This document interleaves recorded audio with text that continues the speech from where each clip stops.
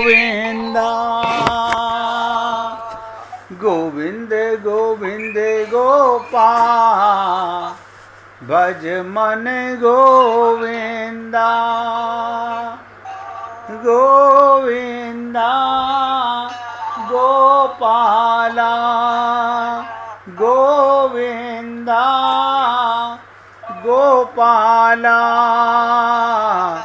गोविंद गोविंद गोपाल भज मन गोविंदा गोविंद गोविंद गोपाल भज मन गोविंदा गोविंदा गोपाला गोविंदा गोपाला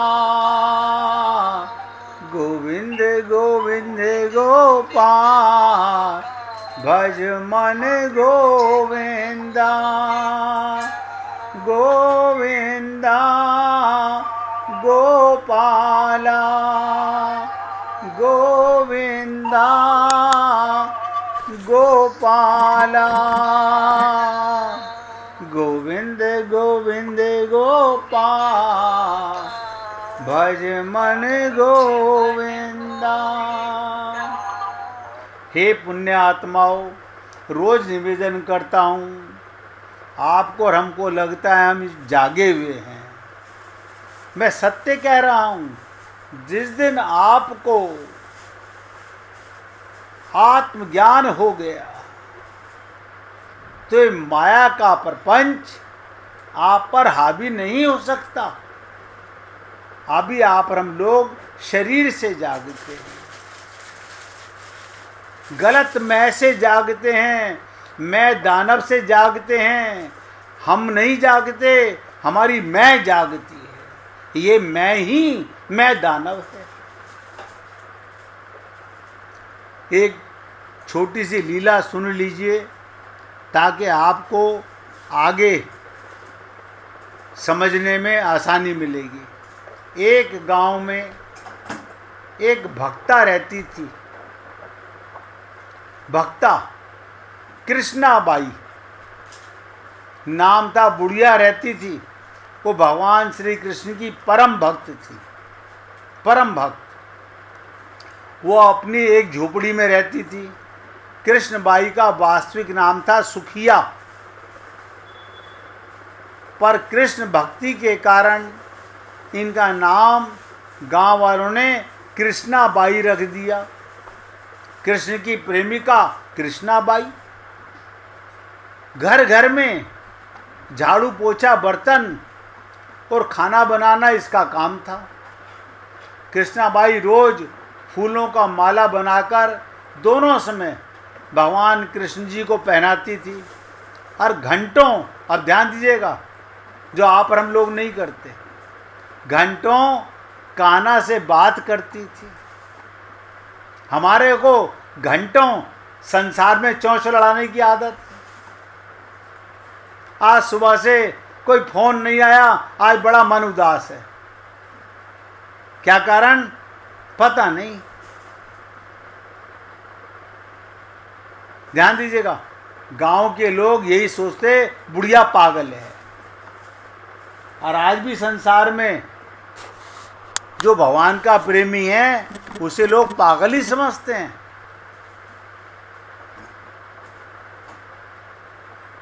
एक रात भगवान श्री कृष्ण ने अपनी भक्त कृष्णाबाई से कहा, कल बहुत बड़ा भूचाल आने वाला है, तुम ये गांव छोड़कर दूसरे गांव में चली जाओ। अब क्यों? भक्त की भगवान से बात होती है। अब क्या था, मालिक का आदेश था। कृष्णाबाई ने अपना सामान इकट्ठा करना शुरू किया और गांव वालों को बताया, कल सपने में कान्हा जी आए थे और कह रहे थे बहुत प्रलय होगा, पास के गांव में चली जा। लोगों ने कहा, उस बुढ़िया पागल की बात मानने वाले को जो सुनता है वही जोर जोर से ठाके लगाता है कि इस पागल की बात कौन माने। इतने में बाई जी ने एक बैलगाड़ी मंगाई और अपने कान्हा की मूर्ति ली और सामान की गठरी बांधकर गाड़ी में बैठ गई। ध्यान दो, कान्हा जी की मूर्ति ली, सामान बांधा, गठरी बांधकर गाड़ी में बैठ गई और लोग उसकी मूर्खता पर हंसते रहे कि देखो पागल जा रही है। बाई जाने लगी, बिल्कुल गांव की सीमा पार कर अगले गांव में प्रवेश करने ही वाली थी। उसे फिर कृष्ण की आवाज आई, ध्यान दो, अरे पगली जा, अपनी झोपड़ी में से वो सुई तो ले आ जिससे तू माला बनाकर मुझे पहनाती है। क्या कहा? भगवान की आवाज आई, पगली जा, अपनी झोपड़ी में से सुई तो ले आ जिससे तू माला बनाकर मुझे पहनाती है। ये सुनकर बाई बेचैन हो गई, तड़प गई कि मुझसे भारी भूल हो गई, अब मैं कान्हा को माला कैसे पहनाऊंगी। उसने गाड़ी वाले को कहा, तू यहीं रुक, और बदहवास अपनी झोपड़ी की तरफ भागी। गांव वाले उसके पागलपने को देखते हुए खूब मजाक उड़ाने लगे। बाई ने झोपड़ी में तिनकों में फंसी सुई को निकाला, अब फिर पागलों के दौड़ते हुए गाड़ी पे पास जा आई। गाड़ी वाले ने कहा, माई तू क्यों परेशान है? ध्यान दो, गाड़ी वाला भी कह रहा है कुछ नहीं होना। बाई ने कहा, अच्छा चल, अब अपने गांव की सीमा पार कर। गाड़ी वाले ने ठीक ऐसे ही किया, पर ये क्या, जैसे ही बुढ़िया की गाड़ी सीमा पार हुई, पूरा गांव धरती में समा गया, सब कुछ जलमग्न हो गया।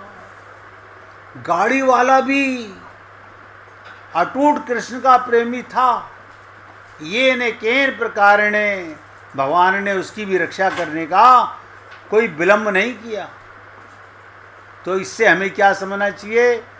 प्रभु जब अपने भक्त की मात्र एक सुई तक की इतनी चिंता करते हैं तो भक्त की रक्षा के लिए कितनी चिंतित होते होंगे।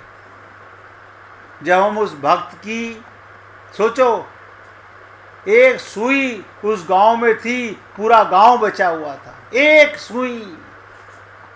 इसलिए कहा जाता है, भरी बदरिया पाप की बरसन लगे अंगार। भरी बदरिया पाप की बरसन लगे अंगार, संत न होते जगत में जल जाता संसार। आप और हम लोग जानते नहीं हैं कि इस संसार के अंदर संत महात्माओं का कितना बड़ा कृपा है हम लोगों पर, लेकिन हम नहीं जानते। आप और हम लोग रावण की तरह अज्ञान बनकर मैं दानव मैं के अंदर, अरे ये कोई और नहीं, हमारा मन ही मैं है। तो मैंने आपको कहा कि युधिष्ठिर की सभा का निर्माण भी मैं दानव ने किया था। दुर्योधन को जल में थल और थल में जल का भ्रम हो गया था।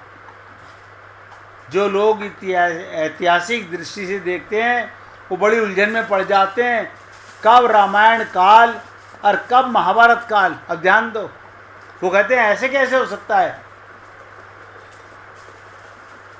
रामायण का काल कब और महाभारत का काल कब?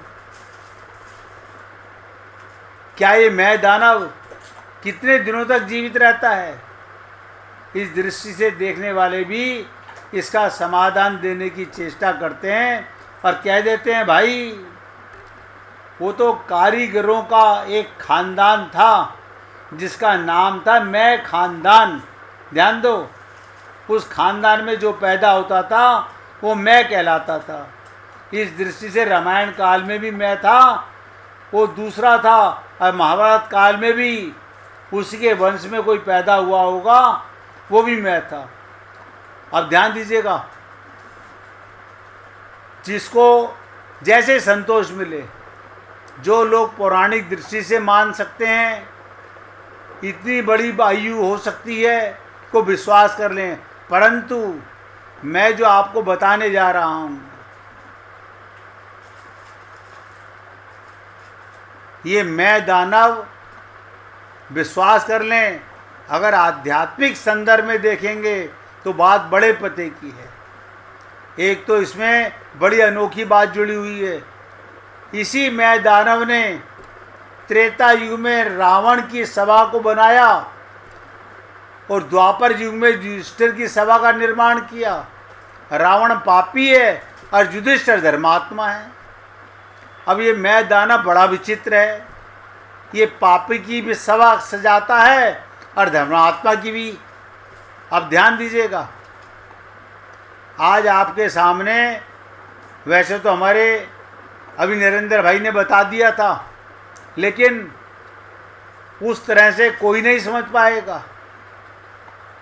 सब कहते हैं मैं। अब मैं आपको ऐतिहासिक तरीके से ये मैं दानव कौन है आज सुन लीजिए और जान लीजिए और अपने मैं दानव को पहचान लीजिए। तुलसीदास जी इसका उत्तर विनय पत्रिका में देते हैं। अब ध्यान दो, न माया मरी न मन मरा, एक एक शब्द ध्यान देना। न माया मरी न मन मरा और मर मर गए शरीर, आशा तृष्णा ना मरी, कह गए संत कबीर। क्या मतलब? तुलसीदास जी ने भी कहा विनय पत्रिका में, ये मैं दानव तो अनादिकाल से अनंत काल तक सृष्टि में बना रहता है। केवल त्रेता द्वापर की कौन कहे, सतयुग में भी था, त्रेता में भी था, द्वापर में भी था, कलयुग में भी है, और इन युगों के बाद भी जो कभी ना मिटने वाला। आज आप सब लोग ये नई बात मन में नोट कर लो, ये आपका मन ही मैं दानव है। और आप हम सब मेरा मन मेरा मन मेरा मन मेरा मन, यानी मैं दानव के पीछे पागल हुए पड़े हैं। और मैंने आपको अभी कहा, न माया मरी न मन मरा, ये भ्रम नहीं मरता ऐसे। आप चेतन आत्मा हो जाओ तो काय का मन और काय की माया, काय का सपना और काय की काया, लेकिन हम होना नहीं चाहते। हम तो ऐसे ही खुश हैं, पंडित जी को बुला के सत्यनारायण भगवान की कथा करा लेंगे, मंदिर में भजन कीर्तन करा लेंगे, सड़क पर जुलूस निकाल लेंगे। यही पाप करते करते तो अनंत जन्म गुजर गए।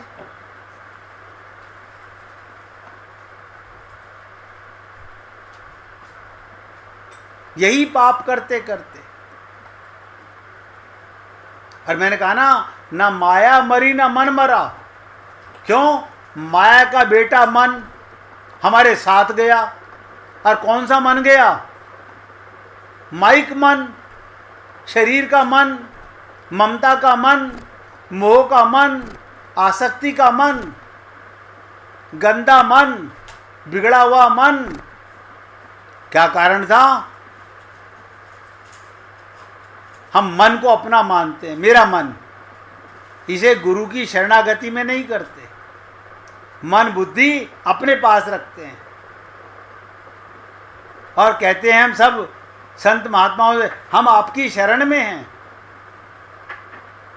आज याद रखना इन शब्दों को।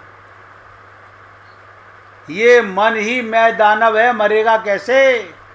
आप सतयुग में भी थे, आप त्रेता में जब राम थे तब भी थे, आप जब भगवान श्री कृष्ण थे द्वापर में तब भी थे, और इस कलयुग में भी आप ही हैं। कारण न माया मरी न मन मरा, मर मर गए शरीर। करोड़ों पति करोड़ों पत्नियां, हजारों करोड़ बच्चे पैदा कर चुके, लेकिन अभी भी ये पापी मन माया में भ्रमित हो रहा है। ये माया का बेटा है मन। तो विनय पत्रिका में तुलसीदास जी ने लिखा, शरीर रूपी ब्रह्मांड में प्रवृत्ति ही लंका का किला है। आपने शरीर में इस शरीर को कितनी सुंदर लंका के रूप में सजाते हैं, और गाते क्या हैं? तन साफ बनाते हो, मन साफ बनाया करो। आप सोचो, गाते क्या हैं और करते क्या हैं? मंदिर में भी जाके, कल आप नहीं आई मंदिर में? हाँ, मैं वहां बिजी थी। मैं कौन? मैं का पता नहीं, मैं दानव का। इस चमड़े के शरीर को मैं करते रहते हैं। अब कैसे भगवान मिले? कहां भगवान मिले?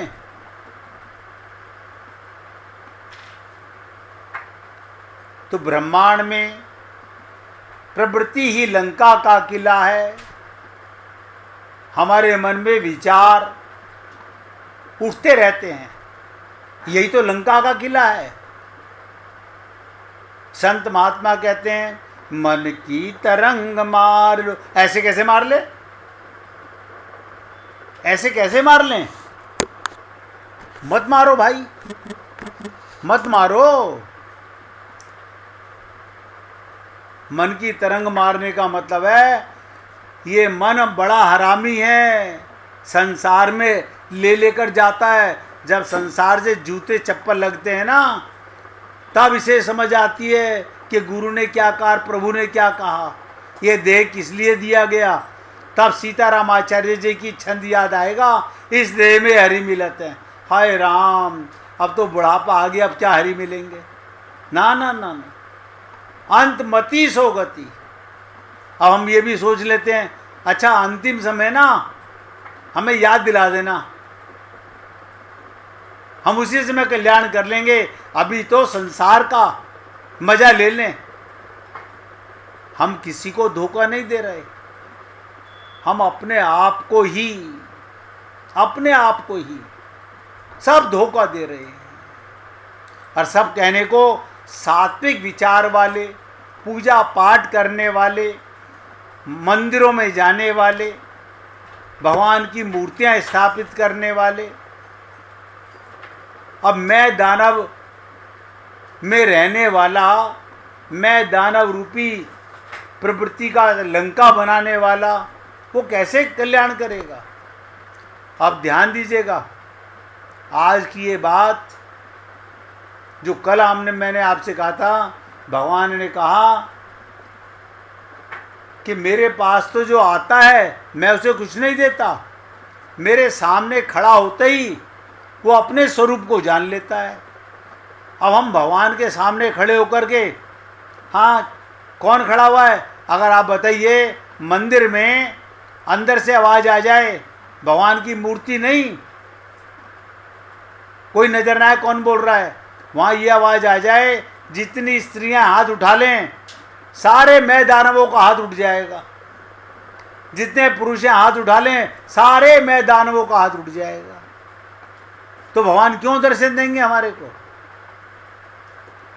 ये अज्ञानता मारना नहीं चाहते, और इसको पाल करके लंका रूपी शरीर का और लंका रूपी संसार के अंदर हम अपनापन करते रहते हैं, जिसे मन रूपी मैं दानव ने बनाया। अब आप सोच लो, जहां जहां मन जा लग जाई, सो सब माया जाने है। ये मन रूपी दानव न जाने कहां कहां, और गुरु ने सरल शब्दों में कहा, इस देह में हरि मिलत है। अब हरि से मिलने की, हाँ बस आपने बता दिया ना, अब देह तो मिला हुआ है, हम क्या मर रहे हैं आज? यानी मन को और लंका को साथ लेकर के भगवान को पाना चाहते हो। भगवान किसको मिलते हैं इस देह में? वो किसी ने नहीं पूछा गुरु से, वो किसे मिलेंगे भगवान? पूछते तो वो बता देते, आत्मा को परमात्मा मिलता है, चेतन को चेतन मिलता है।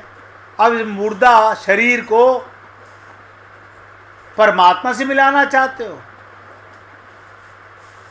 ये अज्ञानता है पुण्य आत्माओं, रोज निवेदन करता हूँ।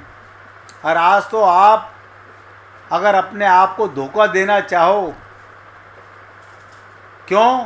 कोई ये नहीं कहता मेरा मन, मैं मन मन मन।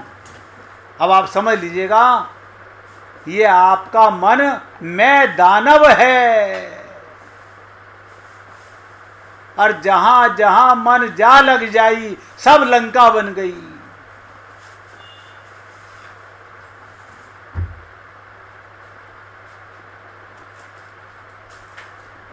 यही हमारे दुष्परिणाम हैं।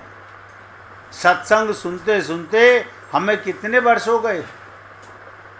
जिसे कहते हैं ना, माला फेरत जुग फिरा, फिरा न मन का फेर, कर का मन का डार कर, मन का फेर।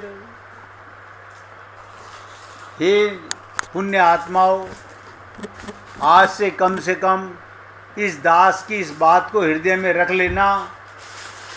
आपको अपने मैं रूपी दानव को पालने में मजा आ रहा है तो लंका बनी रहेगी। पुत्र का नाम अक्षय कुमार रखने से मत समझ लेना वो मरेगा नहीं। निवेदन करना मेरा कार्य अच्छा लगे तो आज अपने मैं रूपी दानव को, मन को पहचान लो और जाग जाओ, होश में आ जाओ। अभी मौका है भगवत प्राप्ति करने का। 1 मिनट भगवान का कीर्तन करो, फिर आगे चलेंगे।